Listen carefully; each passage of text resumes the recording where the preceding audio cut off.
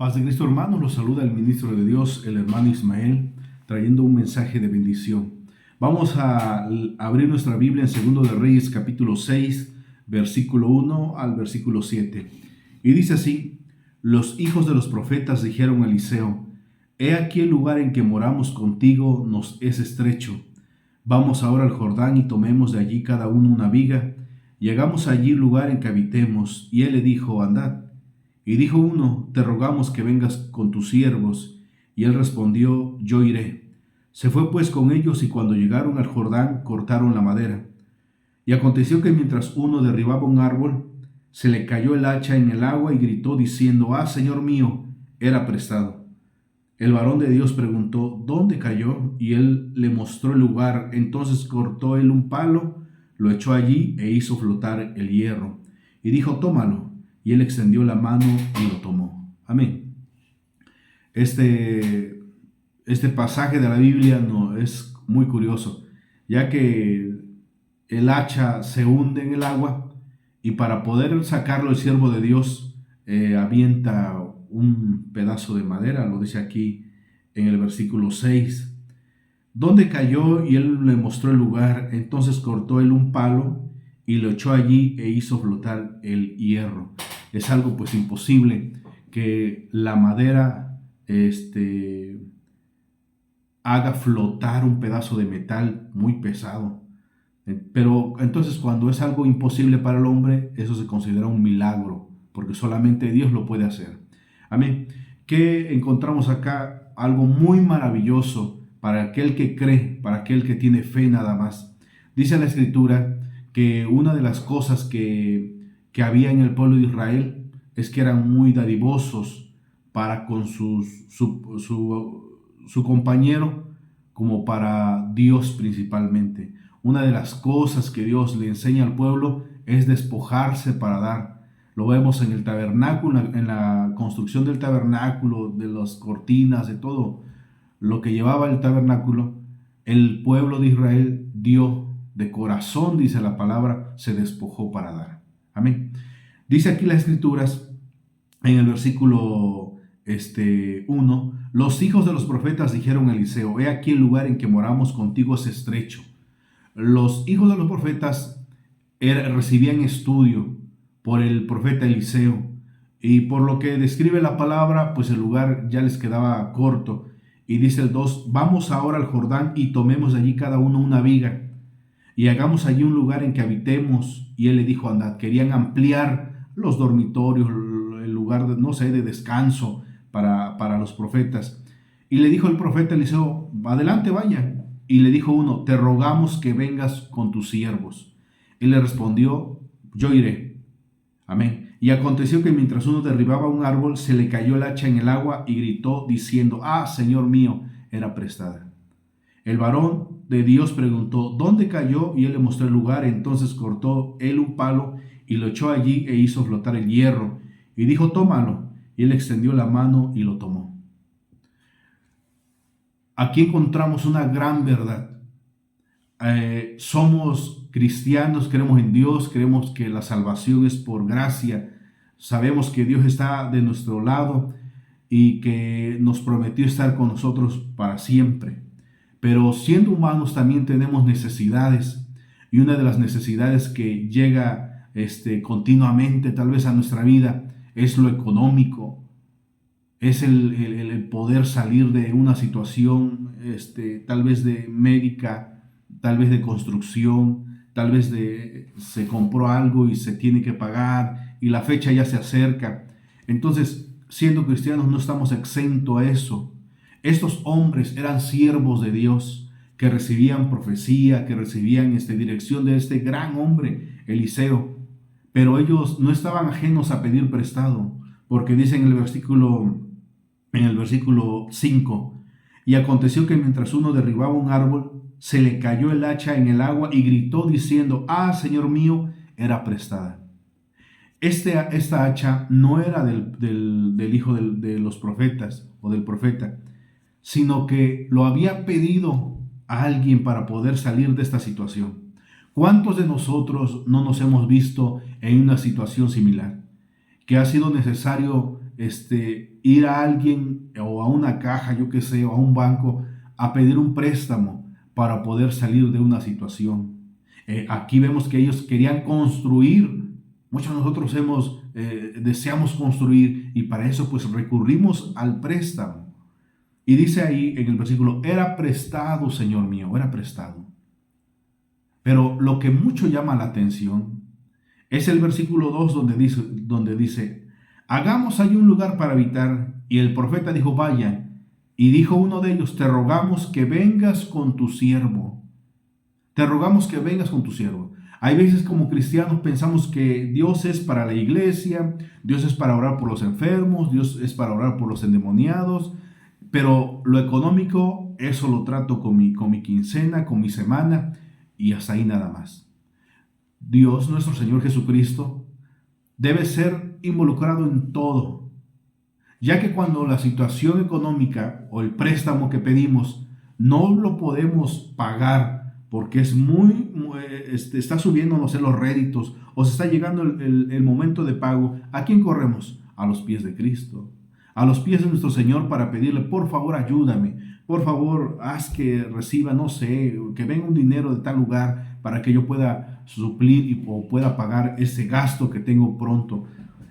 Corremos a los pies de Cristo. Pero el punto es, ¿tú has compartido con Dios?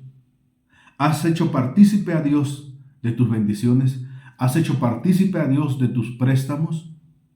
Cuando la persona pide un préstamo, a veces que entra el espíritu de egoísmo.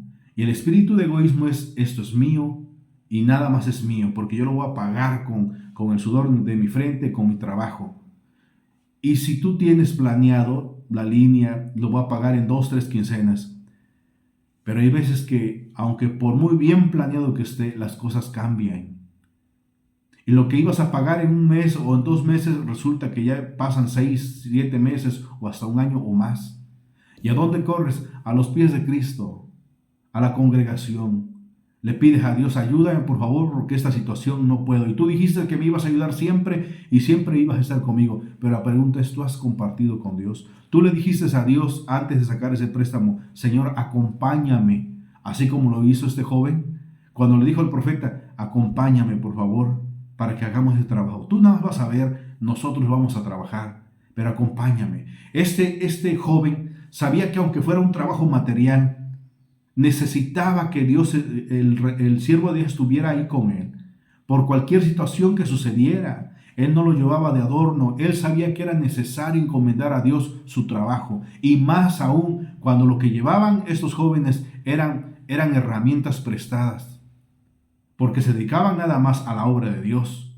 Y un hacha era demasiado importante para esa fecha.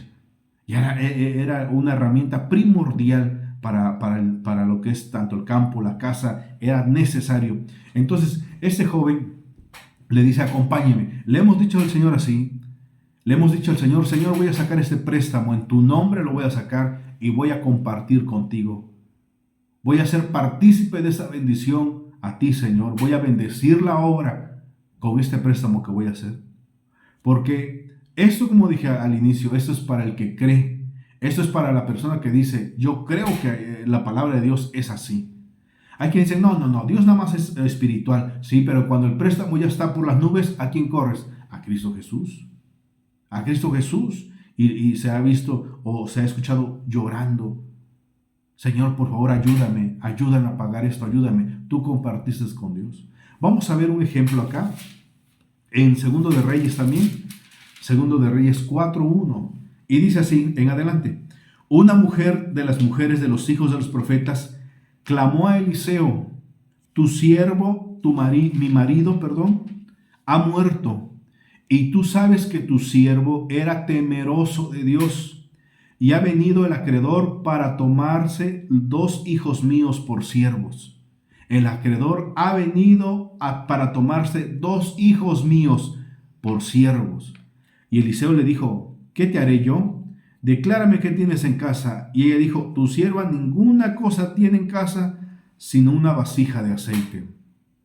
Él le dijo, ve, pide para ti vasijas prestadas de todos tus vecinos, vasijas vacías, no pocas. entra luego y enciérrate tú y tus hijos y echa en todas las vasijas, y cuando una esté llena, pon a la parte. Y se fue la mujer y cerró la puerta, encerrándose ella y sus hijos, y ellos le traían las vasijas y ella echaba del aceite. Cuando las vasijas estuvieron llenas, dijo a un hijo suyo: tráeme aún otras vasijas. Y él dijo: no hay más vasijas. Entonces cesó el aceite. Vino ella luego y lo contó al varón de Dios, el cual dijo: ve y vende el aceite y paga a tus acreedores, tú y tus hijos, vivid de lo que quede. Fíjese el versículo 1. Una mujer de las mujeres de los hijos de los profetas clamó a Eliseo diciendo: tu siervo mi marido ha muerto, y tú sabes que tu siervo era temeroso de Dios, y ha venido el acreedor para tomarse 2 hijos míos por siervos. En aquel entonces, pues no era, pues sí, no, tal vez también propiedades como animales, terrenos, pero lo más grave, llevarse a los hijos. El acreedor nos viene a cobrar y se va a llevar a mis hijos. Pero si algo le pido a Dios, y algo te pido, siervo, es que mi esposo servía a Dios con su corazón. Y ahí es cuando el siervo de Dios hace el milagro. ¿De qué manera hemos servido a Dios? Lo hemos servido espiritualmente, amén, amén, gloria a Dios. Pero también la obra necesita lo espiritual. También como cristianos necesitamos nosotros despojarnos, servir a Dios con todo lo que tenemos, con nuestra mente, con nuestra alma, con nuestra fuerza y con nuestra economía, con lo que Dios nos ha provisto. Eso también debemos de ponerlo en mano de nuestro Señor. Y cuando el acreedor venía para quitarle a los hijos, clamó y dijo: Señor, tú sabes que tu siervo servía en la obra. Entonces el siervo de Dios hace la obra, y por milagro el aceite empezó a abundar. Amén. Entonces, cuando viene el acreedor a nuestra vida, ¿de dónde nos vamos a sustentar? ¿De dónde vamos a agarrar? ¿De dónde vamos a tomar argumentos para decirle a Dios: Señor, tú sabes ¿qué has hecho? ¿De qué manera has ayudado y has bendecido la obra? Vamos a ver lo que nos dice en Mateo capítulo 25. Dice el versículo 34. Entonces el rey dirá a los de su derecha: venid benditos de mi Padre, heredad el reino preparado para vosotros desde la fundación del mundo. Porque tuve hambre y me diste de comer, tuve sed, me diste de beber, fui forastero y me recogieron. Estuve desnudo y me cubristeis, enfermo y me vistieron, en la cárcel, enfermo y me visitaron, en la cárcel y vinieron a mí.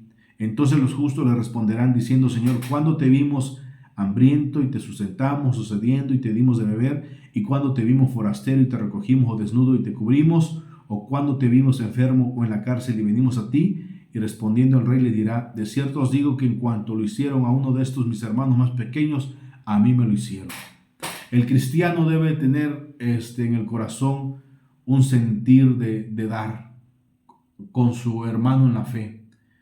No debemos de ser egoístas. Esto es mío nada más, y yo lo voy a pagar, yo como el sudor de mi frente, por lo tanto es mío.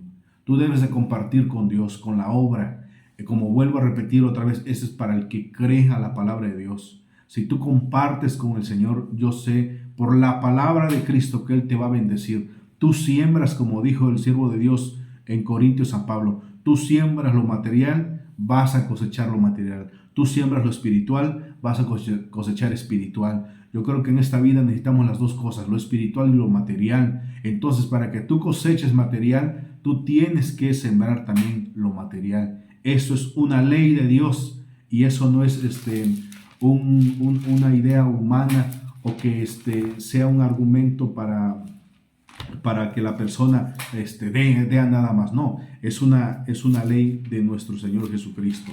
Amén. Entonces, para que Dios salga en tu ayuda, para que nuestro Dios haga flotar el hacha, nuestras deudas, nosotros tenemos que dar a nuestro Dios, compartir con nuestro Señor. Señor, pedí prestado, no sé, un ejemplo, unos 5,000 pesos, comparto contigo, o el diezmo, o comparto contigo, no sé, esta porción. Dar para la obra de Dios, compartir con nuestro Dios. Vamos a ver lo que nos dice en San Juan capítulo 6, acompáñenme a San Juan capítulo 6, versículo 1. Después de esto, Jesús fue al otro lado del mar de Galilea, el de Tiberias, y le seguía gran multitud porque habían las señales que hacía en los enfermos. Entonces subió Jesús a un monte y se sentó allí con sus discípulos. Y estaba cerca la Pascua, la fiesta de los judíos.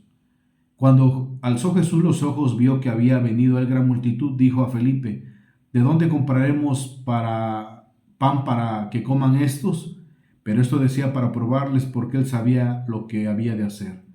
Felipe le respondió diciendo: 200 denarios de pan no bastarían para que cada uno de ellos tomase un poco.